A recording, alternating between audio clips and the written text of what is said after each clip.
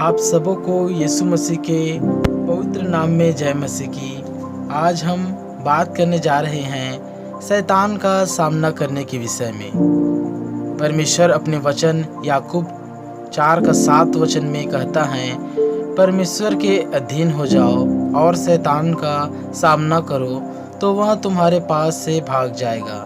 तो क्या हम ऐसे ही जाकर शैतान के सामने खड़े हों तो वह भाग जाएगा? जी नहीं, केवल जाकर खड़े होने से ही शैतान नहीं निकलेगा, हमें तैयार होना पड़ेगा। इफिसियों 6:12 में प्रभु यीशु कहता है, आत्मा का हथियार धारण कर लो, तब तुम बुरी आत्मा के सामने खड़े रहकर सामना कर पाओगे।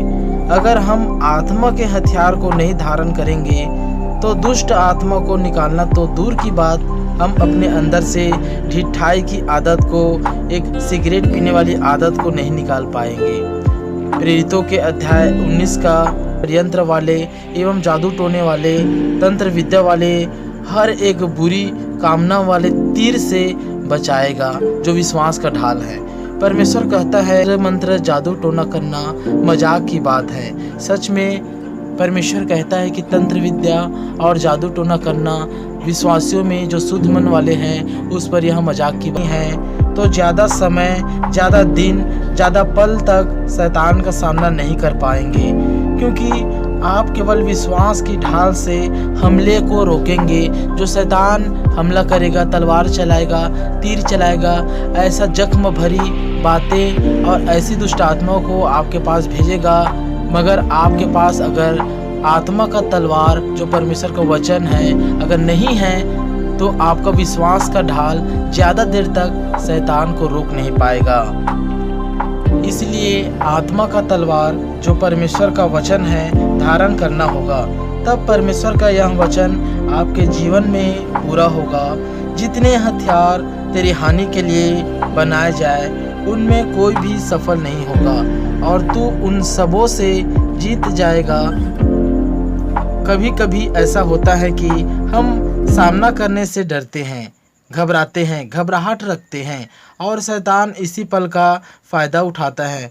वह देखता रहता है कि हम जिस पल नर्वस हुए, हमारी कमजोरियों को शैतान जानता है। अगर हम उसका सामना करने के लिए डरते हैं कि कहीं हमारे परिवार में कुछ हो ना जाए, कहीं मेरे लोगों में कुछ हो ना जाए करके, तो इसी पल और इसी समय का शैतान फ़ायदा उठाता है कि जहां हमारे मन में डर आया वह शैतान जयवंत होने लगता है।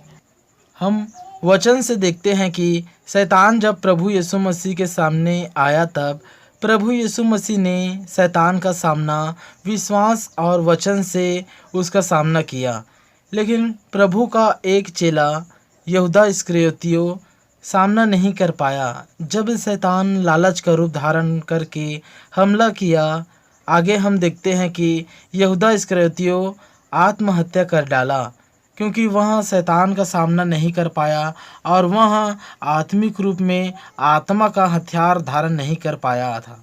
आप सभी विश्वासी एक बात याद रखिए, जब आप शैतान का सामना करने के लिए जाएं, चाहे वह जिन हो या मसान या किसी भी बुरी आत्मा का सामना करे, तो एलीशा का जीवन याद करिएगा, जो दूसरा राजा 13:14 में लिखा है। राजा यहोआश एलीशा से मदद मांगने आया और एलीशा ने जो प्रभु का दास था उस राजा को कहा, खिड़की खोल और तीर चला। हाँ, उस राजा को एलीशा ने कहा, खिड़की खोल और तीर चला। उस खिड़की के सामने में कोई नहीं था, सिर्फ खुला आसमान था और उसी में एलीशा ने उस राजा को कहा कि तीर चला। राजा को दूसरी बार एलीशा ने कहा कि दूसरी खिड़की में जा और दूसरी बार तीर चला। उस राजा ने एलीशा जो प्रभु का दास था, प्रभु का अभिषिक्त जन था, उसकी बातों को मान लिया और दूसरी बार दूसरी खिड़की को खोलकर केवल तीर को चलाया उस पर, और ऐसे ही तीसरी बार भी किया। विश्वासी भाइयों और बहनों, हमें यह जानना होगा कि वह राजा एलीशा की बात को मानकर, जो परमेश्वर का दास था, केवल खिड़की पर तीर चला रहा था। खिड़की के सामने ना तो उसका कोई शत्रु था, ना कोई शैतान था, ना तो कोई दुष्ट आत्मा था। केवल परमेश्वर के आज्ञा के अनुसार वो उसका वचन था जो एलिशा के द्वारा उस राजा को कहा गया था कि खिड़की खोल और तीर चला। आज वही तीर परमेश्वर हमें चलाने के लिए बोलता है। जो आत्मा का तलवार, जो आत्मा का तीर है, वो हमें चलाने के लिए बोलता है कि हम भी प्रार्थना के द्वारा तीर चलाएं। मेरे विश्वासी भाइयों और बहनों, मैं आप लोगों को इतना बता सकता हूँ और इतना मैं आपको समझाना चाहता हूँ कि जब हम तीर चलाते हैं तो हो सकता है कि हम निशाने को नहीं समझ पा रहे हैं या निशाने की ओर लगा नहीं पा रहे हैं, या उस विषय में, जिस विषय में परमेश्वर चाहता है, हम प्रार्थना नहीं कर पा रहे हैं।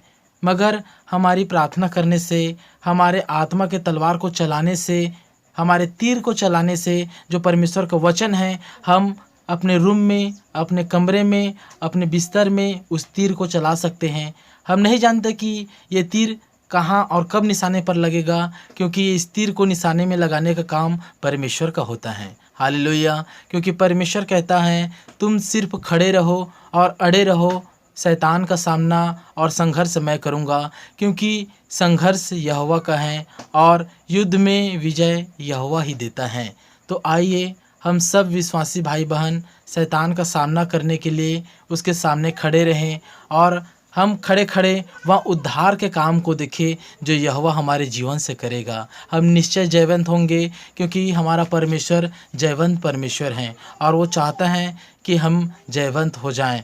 इसलिए आप ना तो डरे, ना तो घबराएं, ना तो चिंता करें, चाहे शैतान, चाहे दुष्ट आत्मा किसी भी प्रकार का क्यों ना हो, कोई भी बुरी आत्मा क्यों ना हो, नशे की आत्मा क्यों ना हो, या आपके बॉडी शरीर में घुसने वाली आत्मा क्यों ना हो, उन सारी आत्माओं से आप जयवंत हो जाएंगे अगर आप परमेश्वर के सारे हथियार को बांध ले, और ख़ासकर विश्वास की ढाल को और परमेश्वर के आत्मा के तलवार को, क्योंकि आपको रोकना भी है और हमला भी करना है, जिससे आप शैतान को निकाल सकेंगे और आपके परिवार खुशियों से और शांति से और शैतान मुक्त परिवार आपका हो जाएगा और आपके परिवार में एक बार फिर से नया सवेरा दिखाई देगा। तब तक के लिए आप सबों को जय मसीह की। निश्चय परमेश्वर में आप सब सलामत रहेंगे। और वीडियो अगर पसंद आया है तो और भी प्रार्थना करिएगा कि यह वीडियो और भी हम नए नए टॉपिक पर, नए विषयों पर बना सके। और किसी को कोई सवाल या कुछ इस विषय में पूछना है तो मेरे पर्सनल नंबर पर पूछ सकते हैं। तब तक के लिए आप सबको जय मसीह की।